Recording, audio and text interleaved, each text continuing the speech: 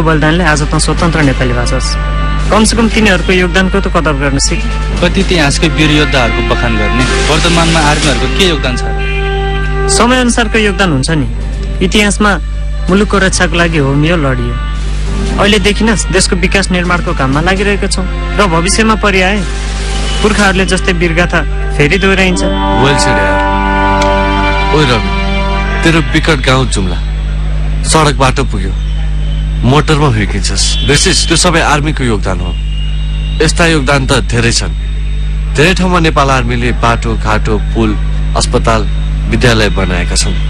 त्यो त हो यार, हाम्रो गाउँमा बाढी पहिरो आउँदा पनि नेपाल आर्मीले ठुलो उद्धार गरेको थियो। बुझिस् त केटो? त्यही जान्ने सुनेले भनेपछि बुझ्नै पर्यो नि, होइन?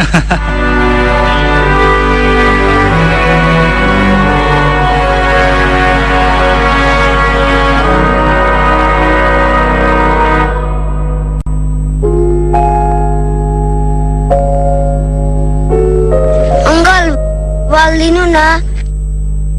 Uncle, pass the ball.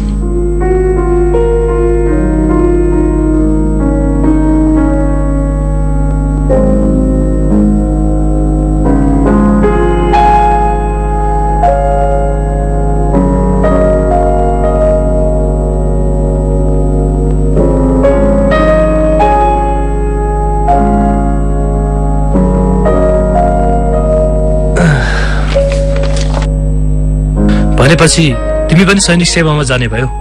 Thapa दाइ, तपाईहरु न त मेरो प्रेरणाको स्रोत हो। आर्मीबाट देशको राष्ट्रिय फुटबल खेलाडी भएर तपाईले धेरैचोटि हाम्रो देशको नाम राखिसक्नु भएको छ दाइ।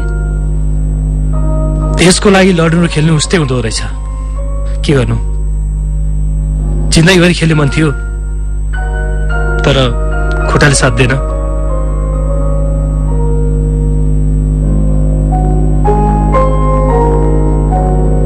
सक्दा देशको लागि लडे, खेले। अहिले अशक्त हुँदा पनि हामी जस्तो अशक्तको लागि छाउनीमा आर्मीले रिहाब सेन्टर खोलेको छ। त्यहाँ राम्रो उपचार र आवश्यक ट्रेनिङ पनि लिइरहेको छु भाइ। ल म त आफ्नै कुरामा पो हाल्दैछु। अनि विकास भाइ, तिम्रो आर्मीको भर्ना फार्मेसी कहिले खुल्छ नि? यही 21 गतेबाट। म त एकदम एक्साइटेड छु दाइ। Best of lock. Thank you दाइ।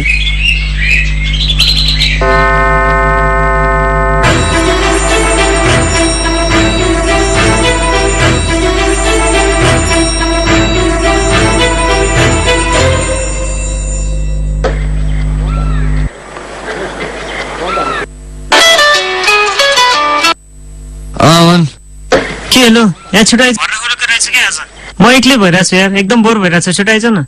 भर्खर त 8 बजे यार, 10-9 बजे अफिस खुल्दैन। के अहिले आइज भने के हतार गरे? अरू कुरा मलाई केही थाहा छैन। त जहाँ जुन हालतमा छस् तुरुन्त मलाई भेट्न आइहाल त।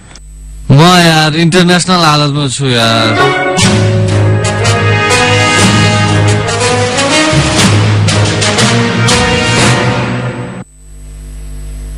तपाईहरुको शैक्षिक योग्यता भेरिफाई भएपछि फिजिकल टेस्ट हुन्छ। 11 बजेदेखि भर्ना खोल्ने रहेछ। त चाहिँ किन फेरि बिहानैदेखि हतारेर आएको नि? बिहानै भन्छ, आफूलाई राति नै आएर बस्न मन लागिरहेको थियो।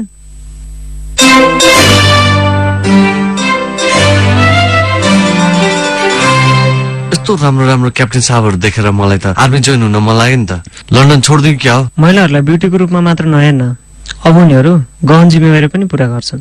आर्मीमा महिलाहरूको 5% इन्भल्भमेन्ट छ, बुझेस्? बुझे यार, बुझे। घाटीसम्म उनके बुझे। धेरै हिँड्नुपर्छ, यो पनि बुझिराख। दुख्यो खै?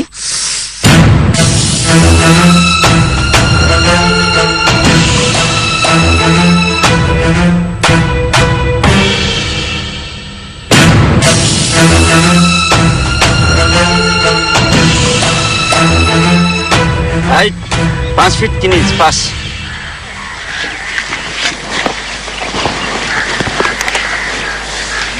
वेट 48 केजी, 2 केजी पुगेन भाइ। त्यही पनि छाती टेस्ट गर्न जान्न। हात फैलाउनुस्।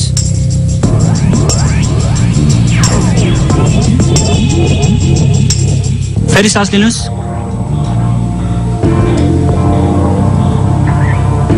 सरी, तपाईको चेस्ट पुगेन। तपाईको वेट पनि 2 किलो पुगेन, छाती पनि 2 इन्च पुग्दैन। तपाईँ छनौटमा असफल हुनुभयो। नेक्स्ट।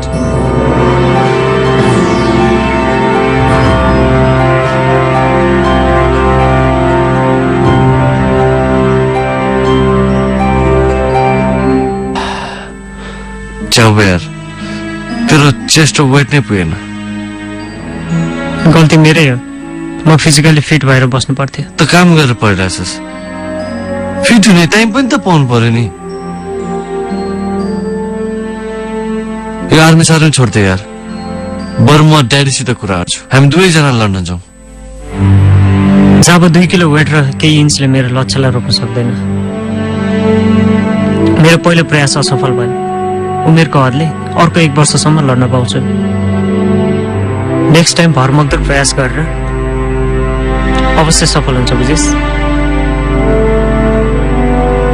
एउटा सच्चा सैनिक, एउटा योद्धा जो असफलतासँग डराउँदैन। मेरो साथी विकासमा पनि त्यही जुझारूपन महसुस गरे। मलाई पक्का विश्वास छ विकास आफ्नो लक्ष्यमा पुगेरै छोड्छ।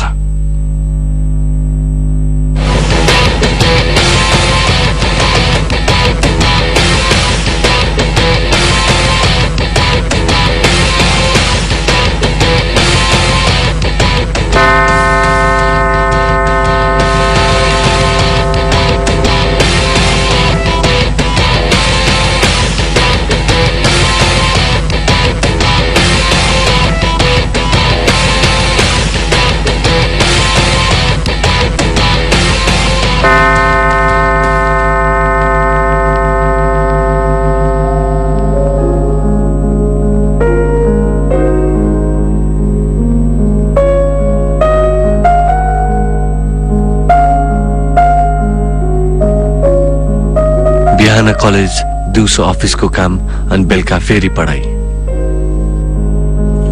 यी सबका बावजुद विकासले आफूलाई फिट बनाउन कुनै कसर बाँकी राखेन।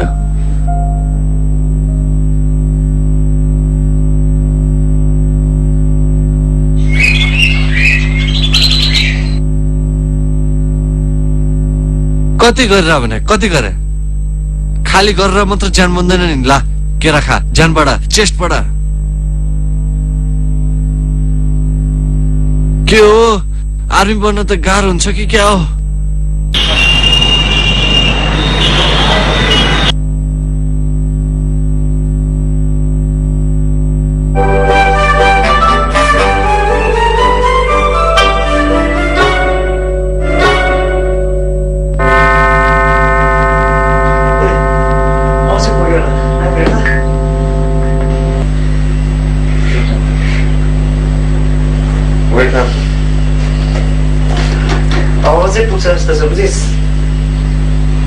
गुड बोय, 2 किलो 2 इन्च प्रगति हुँदैछ।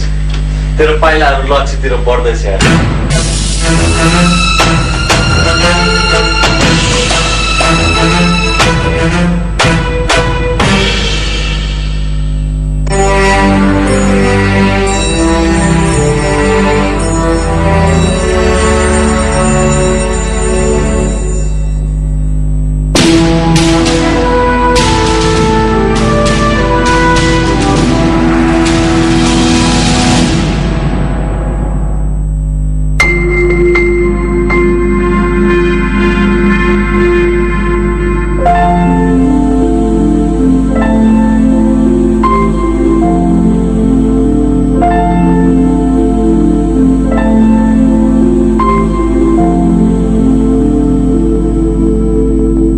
मेरो आफन्त, बेस्ट फ्रेन्ड जे भने पनि त मात्र थिइस् यार। अब त पनि मलाई छोडेर जाँदैछस्। बरु हिँड यार, त पनि मसँग लन्डन, म सबै मिलाउँछु। ठिक छ, त्यसो भए म पनि लन्डन आउँछु। साँच्ची हो? साँच्ची हो। पहिला क्याडेट छनौट पास गर्छु, त्यसपछि ट्रेनिङमा बेस्ट क्याडेट स्यान्डर्स भएर लन्डनमा ट्रेनिङ गर्न आउँछु अझै।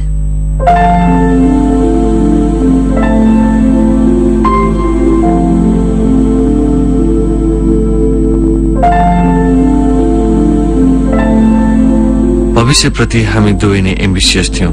फरक यति हो, विकासको एम्बिसनले उसलाई देशसँग जुडायो, मेरो एम्बिसनले मलाई देशसँग छुटायो। अच्छा पुगेन। छालदेखि डराउनेहरूको कहिल्यै नाउँ पार हुँदैन। कोसिस र हिम्मत गर्नेहरूको कहिल्यै हार हुँदैन। हो, कोसिस गर्नेहरू अवश्य जित्छन्।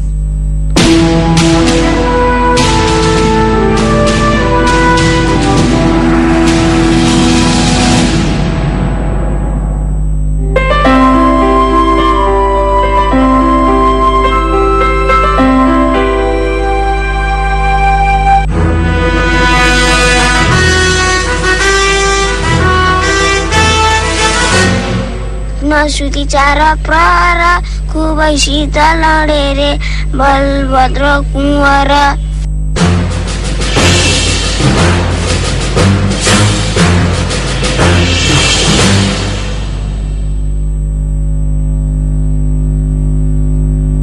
सलाम विकास लप्टन साहब। आखिर 2 किलो 2 इन्चलाई विकासले जितेरै छोड्यो। सैनिक बन्ने उसको लक्ष्य अगाडि अब कुनै तगारो छैन।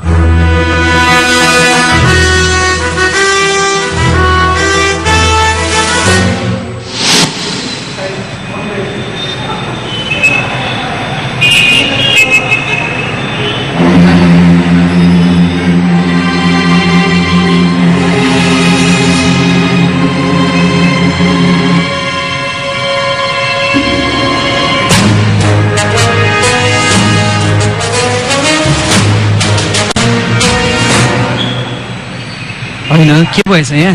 को बुढी हो ठक्कर दिएर भाग्यो, गाडीले ठक्कर दिएर। खै झगत त धेरै बगिसके जस्तो छ, बुढी बाँच्दैन के हो? खै बुढीलाई अस्पताल त लानु पर्ने हो। के गर्न लाग्यो विकास? भर्नको आज अन्तिम दिन। त यता लागेस् भने तेरो समय गुज्रिन सक्छ। यो सब छोडेर आफ्नो बाटो लाग विकास।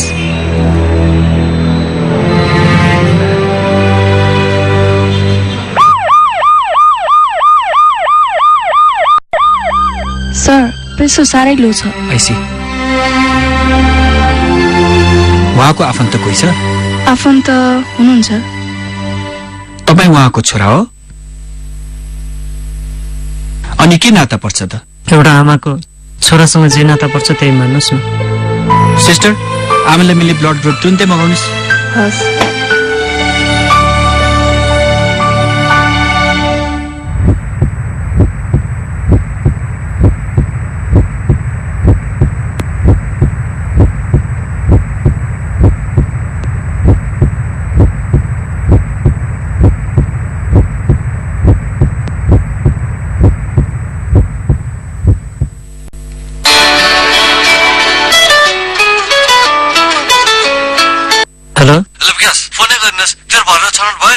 हेलो अजय, आज एउटा जरुरी काम परेर म क्याडर छनौटमा जानै पाइनँ यार। तेरो फर्म भर्ने आज अन्तिम दिन। त्योभन्दा जरुरी अरू के काम हुन सक्छ? मेरो सैनिक बन्ने सपना केही पर धक्लियो। के जरुरी पर्यो? के भन्छ यो? ल यार, म तँलाई पछि फोन गर्छु है। How are you man? Fine doctor साहब। आमालाई होस आयो, हेर्न जाने होइन?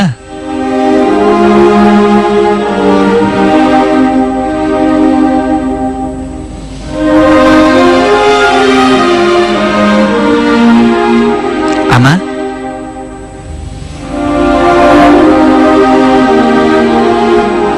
तपाईँलाई हस्पिटलसम्म ल्याएर दिवसभरि हेरविचार गर्ने व्यक्ति उहाँ नै हुनुहुन्छ।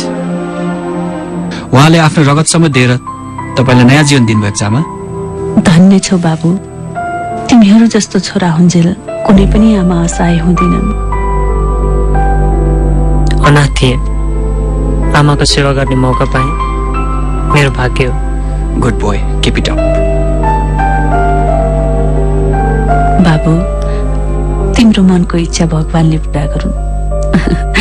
मेरो सधैँ आशीर्वाद छ तिमीलाई। मेरो सधैँ आशीर्वाद छ तिमीलाई।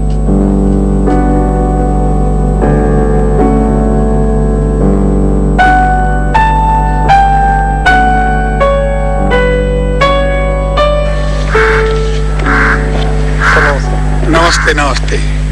ए, तिमी नै हौ? स्वाभिमानी रहेछौ। आफ्नो पीडा कसैलाई भनेन, तर हामीले आर्मी हस्पिटलको डाक्टरद्वारा तिम्रो बारेमा सबै बुझ्यौं। तिमी नेपाल आर्मी जोइन गर्न चाहन्छौ। You want to serve the nation, am I right? Yes sir, चाहन्थे, तर समय गुज्रिसक्यो। 2 किलो 2 इन्चले मेरो सैनिक बन्न सपना पुरा भएन सर। 2 किलो 2 इन्च कम त हाम्रो मेसिनले नाप, तर तिम्रो मनमा रहेको असीमित देशभक्तिको भाव हाम्रो मेसिनले नापेन।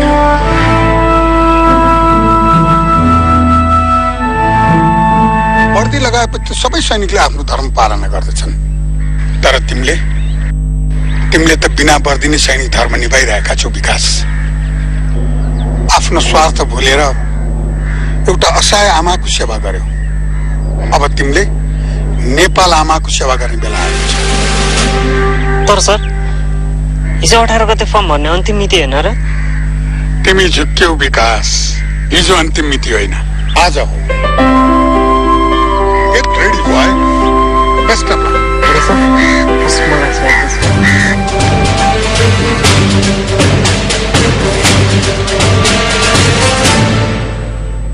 Height 5 foot 3 inch pass, weight 51 KG pass, chest 34 inch pass.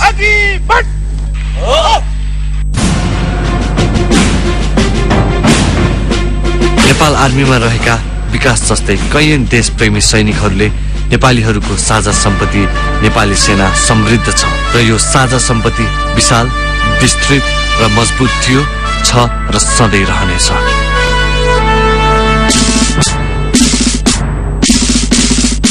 उत्कृष्ट अधिकृत क्याडेट विकास नेपाल। यस सर।